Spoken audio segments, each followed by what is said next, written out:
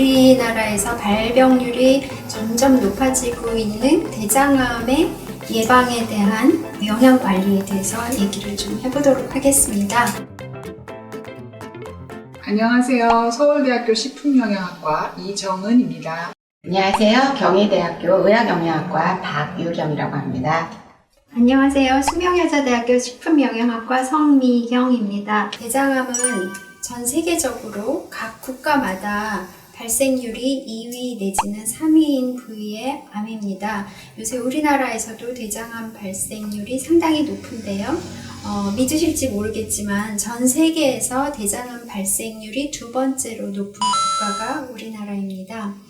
교수님들, 이 대장암이 우리나라 옛날에는 없던 암인데 이렇게 많이 증가하게 된 게 궁금하시죠? 네, 사실은 이 대장암이 서양암으로 많이 알려져 있습니다. 아시아에서 빠른 속도로 증가하고 많은 사람들이 걸리게 된 건 분명히 이유가 있을 것 같습니다. 네. 그래서 여러 가지 이유가 있겠지만 대체로 가장 신빙성이 있는 이유로 꼽고 있는 것이 급격한 식생활의 변화, 그리고 생활습관 변화, 특히 신체 활동량이 줄어들면서 대장암 발생률이 많이 올라가고 있지 않나 그런 생각을 하고 있습니다. 그래서 오늘은 이런 대장암의 발생과 연관된 식사 요인들이 어떤 것들이 있는지를 말씀드리려고 하고요. 그 전에 저희가 대장을 포함한 전체 소화기계 구조를 잠깐 보여드리고 쉽게 이해하실 수 있도록 말씀드리도록 하겠습니다. 일반적으로 소화기계다. 그럼 어디서부터 시작할까요? 네. 구멍서부터 구멍까지. 네. 좋습니다. 말씀해 주신 대로 입에서 시작을 해서 항문까지의 기관을 얘기를 하고요. 쉽게는 입, 식도, 위, 소장, 그 다음에 대장이 있습니다. 대장의 제일 마지막 부분이 결장이고요. 결장 밑에 직장, 직장 밑에 항문 이렇게 구성이 되어 있다고. 대장에 생기는 암을 우리가 대장암 혹은 렉탈 부분이라고 해서 직장, 결장 부위에도 암이 생길 수 있습니다. 그래서 그 부위 전체 중에 어느 한 부위에 암이 생기면 대장암이다라고 일반적으로 그렇게 얘기를 하고 있습니다. 사람마다 그 대장이 모양이 다 다르대요.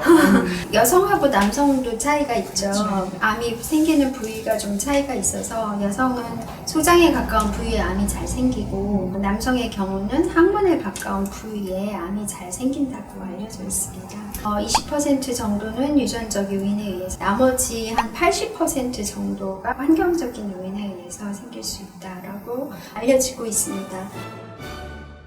대장암이 걸리지 않도록 그걸 많이 섭취하면 좀 걸릴 위험이 낮아진다 하는 요인들. 어떤 거로 알고 계세요?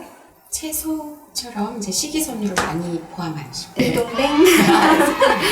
가장 잘 알려진 것이 섬유질이 많이 포함된 전곡류, 껍질을 많이 깎지 않은 곡식들, 그리고 섬유질이 많이 들어있는 채소, 우유 같은 유제품들입니다. 우유에 들어있는 칼슘이 특히 그 보호 요인으로 작용을 한다라고 알려져 있고. 과연 유제품 안에 있는 어떤 영양소가 대장암을 예방할까 궁금했습니다. 계산을 해가지고 하나하나씩 봤었어요. 놀랍게도 하지만 칼슘이 대장암을 예방하는 요인이 아닌가, 그 가설들이 증명이 되고 있습니다. 네. 또 우유를 많이 먹으면 전립선암에 걸린다는 얘기도 네. 남성의 경우는 우유를 한 잔 정도로 조절을 해라. 그 우유를 굉장히 많이 섭취하는 그런 서양 연구를 기반으로 해가지고요. 네. 우리나라 연구도 사실 좀 더 필요한 상황입니다. 이 섬유질은 대장에서 박테리아에 의해서 이렇게 잘게 잘라지게 돼요. 단수지방산이라는 것들을 많이 만들어내게 되는데, 이런 단수지방산들이 장벽을 보호하는 효과를 가지고 있습니다. 무기질, 비타민, 식물성 영양소 이런 것들도 굉장히 많이 들어있어서 세포가 비정상적으로 자라는 것을 억제해주는 그런 역할을 한다라고 볼 수가 있습니다. 요새 장내미생물 얘기 굉장히 많이 들으실 텐데, 분변 중에 약 30%가 장내미생물로 구성이 되어 있습니다. 분변 1g당 약 10의 12승계의 박테리아, 살고 있다라고 얘기를 하고 있고, 장에 살고 있는 미생물의 종류 엄청 엄청 많다. 네. 한 300종에서 1000종 정도의 미생물이 살고 있는데, 사실 그 중에서 아주 메이저하게 대부분을 차지하고 있는 미생물은 한 30종에서 40종 정도. 그래서 이 미생물들이 어떤 것들이 사느냐에 따라서 우리 장의 벽이 얼마나 건강한지, 면역 기능이 얼마나 원활한지 이런 것들이 다 결정이 되게 되기 때문에 그것에 아주 지대한 영향을 주는 것이 섬유소다.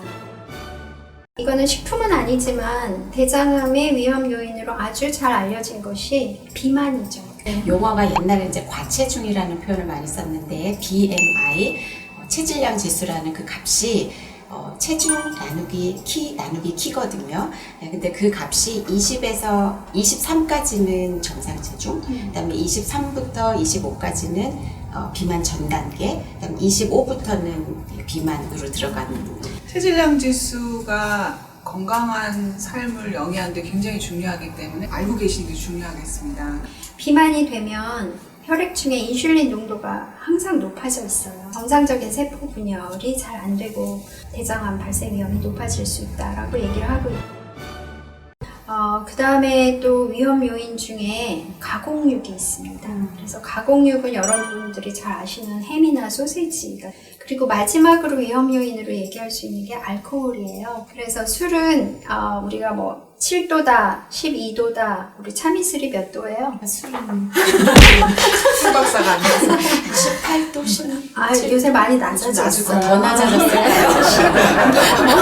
소주 그리고 와인이 한 7% 정도. 네, 그렇죠. 그래서 그게 이제 알코올 양입니다. 그래서 대개는 뭐 소주 한 잔이 와인 한 잔 정도하고 비슷하고 1회 분량 늘어날 때마다 대장암 위험이 증가한다. 술 마시는 잔들이 다 다르잖아요. 한 잔 섭취량이다라고 얘기하면 되는데, 맥주만 반컵 한 잔 정도 마셨을 때 대장암 발생이 얼마나 증가하냐, 한 8 내지 12% 정도 증가한다라고. 끝까지 달리자, 이거는 굉장히 위험한 생각이긴 하죠. 정신 차려야 될 게 술을 끊고, 네. 그다음에 가공육을 줄이고, 네. 살이 쪘으면 체중 관리를 좀 네. 하고, 네. 신경 써서 먹어야 될 것은 우유를 먹고 네. 채소를 먹고. 정리 아주 잘 해주셨습니다. 사실 음식으로 질병 자체를 치료한다, 그런 일은 있을 수가 없겠죠. 그렇지만 예방은 할 수 있습니다. 지금 말씀드린 그런 식생활을 해주시면 병원 가는 일이 줄어들지 않을까? 구독! 좋아요. 꼭 눌러주세요.